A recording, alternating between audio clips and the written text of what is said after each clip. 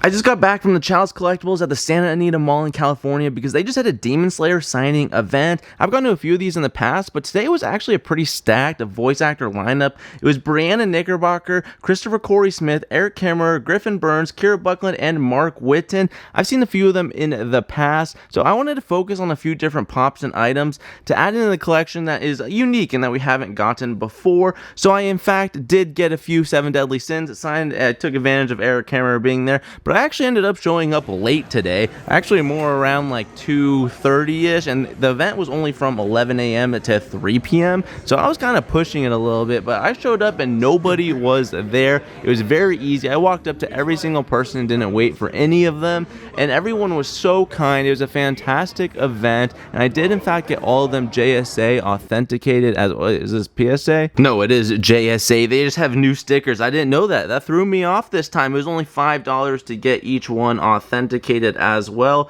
so it was a pretty cheap and small haul, especially compared to some of our previous ones. But let's take a look at each of them. First off, I just went straight to Erik Kimerer because I wanted to take advantage of no line, because in the past some of the Obanai pops have created very, very long lines, but I think because the Funko Pop has gotten so in high demand, a few people have slowed down on it. Either way, there's a new Obanai pop coming later this summer, so yeah, he's gonna have stacked lines once again. But this is a pretty cool one to get signed. It's the best Gowther out of the collection, Entertainment Earth Diamond exclusive. However, it depends on your preference on the diamond pops because they can get a little messy, and this one is good looking, and I think it's a perfect character to do diamond for. So honestly, I think it's kind of sick. But on the pop, we got them both in pink actually, which is pretty nice as well. Sacred Treasure, double bow, hair. Pretty cool little signature, and then on the side it says Sparkle. I love that so much, but I definitely want to see him again in the future when that Obanai pop does come out. But this was a good one because I've been needing to grow the Seven Deadly Sins collection because it's slowed down for quite some time. And yeah, next up we have just the normal common, the non-diamond exclusive version. Just figured I'd get both of them since I had both of them with me. Sparkle on the side. If having a heart causes this much pain, then I don't want one. That's a quote. That's a sick quote. It makes sense that he also did the longer quote on the pop where there's more room on the window. So everything kind of just worked out there. Oh yeah, usually there is a line just to enter the event, and you got to like get a ticket and everything like that. But right when you enter, they have a bunch of pops out, obviously, because it's a Chalice Collectible stores. So here's a look at some of the pops that they had for these voice actors that were attending. And they just want to make it pretty easily accessible because I actually just went in with the two Gowthers and the Kanao and ended up picking up the Hantengu and Muichiro chase at the store because honestly it was only $40 or $40 for this and $12 for this. So honestly it was a pretty good deal all around. I could check out all the chases, and I tried to get the best condition ones that I could.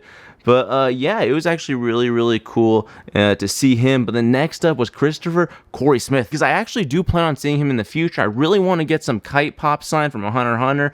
However, I didn't have them on me this time, so we just went simple with this Demon Slayer one, which I'm super stoked to be able to add him in the collection. One, because it's another brand new name for the collection, as well as a very cool and unique character for the show. And there's a relatively brand new pop too, which is pretty nice. But they went hard on the autographs. We ended up getting 3 different colors on this one. I Am a Virtuous Weakling. That is sick. We got a character name. All the pens look clean. Very clean autograph as well. Honestly, if I was to sign, that's exactly what my name would look like. I'm not even kidding.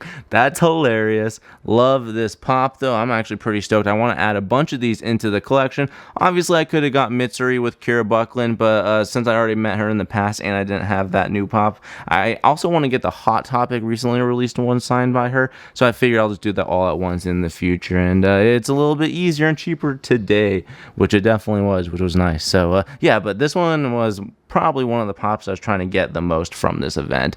Rare character voice actor to me, at least for me. But I talked to him, and he definitely said that he's going to be doing more conventions here very soon. So hopefully I get that chance again. Quickly following him, up next was another pop that I desperately wanted to get signed. Brianna Knickerbocker.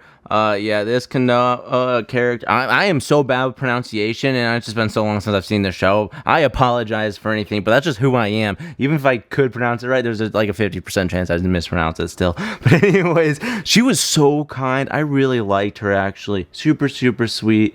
And her prices were interesting because she actually was charging more for longer quotes. So this was a super long quote, but it was $60 to add on to. But it went all out, and you know, again, she felt like a rare person. I'm not sure how often I'm going to see her or get the chance to see her again in the future, but I actually do have a second one of these Barnes & Noble Glow in the Dark pots because of how difficult they were to get. I somehow ended up getting two of them. So this is one of them. So I can meet her again. Oh my gosh, look at the butterflies on the side. It is so cute.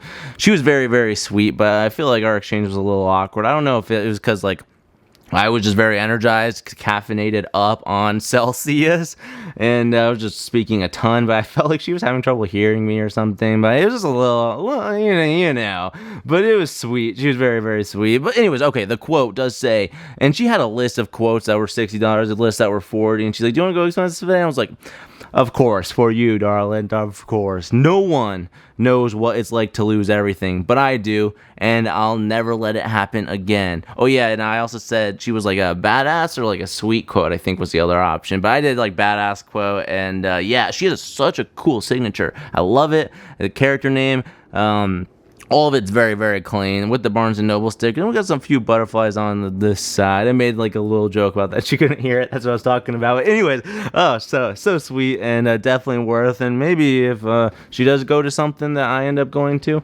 I will maybe try and get the other one signed, because it's just cool pop, and you can't go wrong with having too many of those rare actors sign stuff.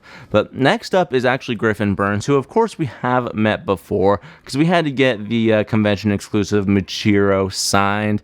And now there's another pop. There's a Common and a Chase just recently released. I didn't have any of them. Like I said, I picked it up when I was there. $40 for a Chase. I feel like $220s for any Chase is never a bad deal. That's kind of like my rule behind it. If it's $40, sure, why not? $20, steal.